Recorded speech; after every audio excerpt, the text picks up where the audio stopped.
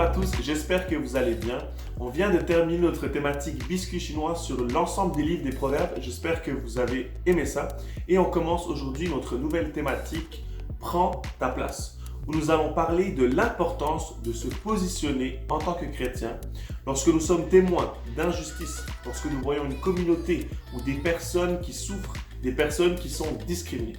Et nous croyons qu'en tant que chrétiens, nous ne pouvons pas être spectateurs. C'est pourquoi nous voulons prendre notre place et nous lever contre toute forme d'injustice et de discrimination. Nous avons décidé de traiter ces sujets à la suite de la mort tragique de George Floyd qui nous a bouleversés.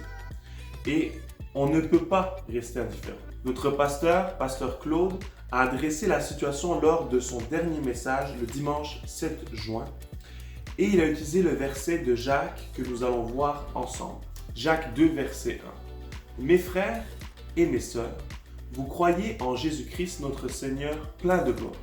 Alors, ne faites pas de différence entre les gens.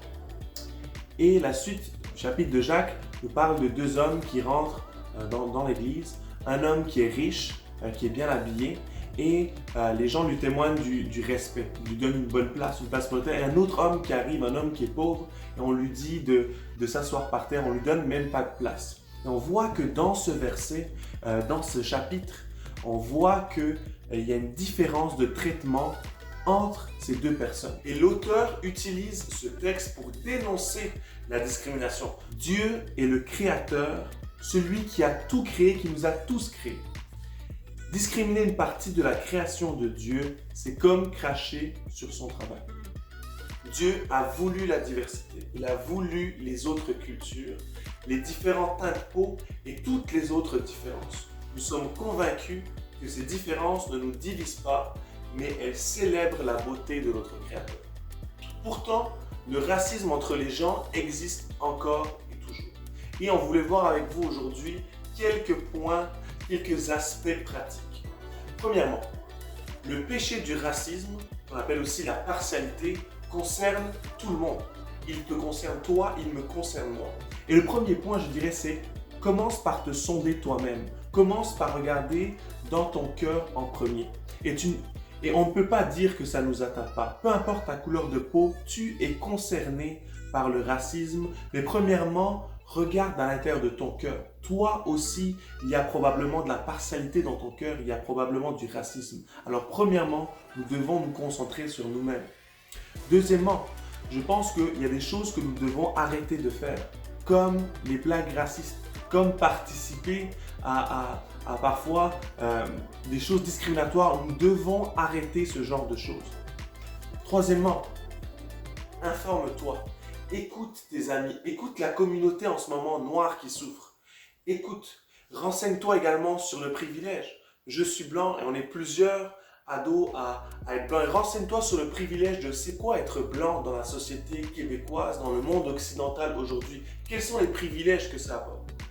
Et quatrièmement, dénonce dans ta famille, dans ton école, auprès de tes amis, dénonce lorsqu'il y a du racisme, lorsqu'il y a des paroles, lorsqu'il y a des choses qui ne devraient pas être dites, des choses qui ne devraient pas être faites. Je suis convaincu, nous sommes convaincus que c'est ça être chrétien aussi, c'est parfois dénoncer, c'est parfois se lever, prendre notre place et dire stop. Et cinquièmement, prie. Prie pour la communauté noire en ce moment qui souffre. Mais prie aussi pour ceux qui ont des préjugés. Ceux pour qui on a l'impression qu'ils ne comprennent pas le monde dans lequel on vit, ils ne comprennent pas à quel point la différence est belle, la différence est voulue par Dieu. Prie pour eux, car c'est seulement au travers d'un changement de cœur qu'ils pourront réellement changer. Je voulais terminer cette vidéo avec un extrait d'un slam qui a été écrit par Emmanuel Hippolyte qui s'appelle « On veut vivre ». Et ça dit « Fier de faire partie des palettes de couleurs de mon Créateur. Oui, nous sommes tous égaux. Mais je ne veux pas minimiser la finesse de son pinceau. Il n'est pas daltonien, il est intentionnel, il n'est pas américain, canadien, haïtien, il est éternel. » Je vais terminer sur ces belles paroles et nous devons, en tant que chrétiens, célébrer cette différence-là et prendre notre place et nous lever pour ce que nous croyons. Merci d'avoir été avec nous.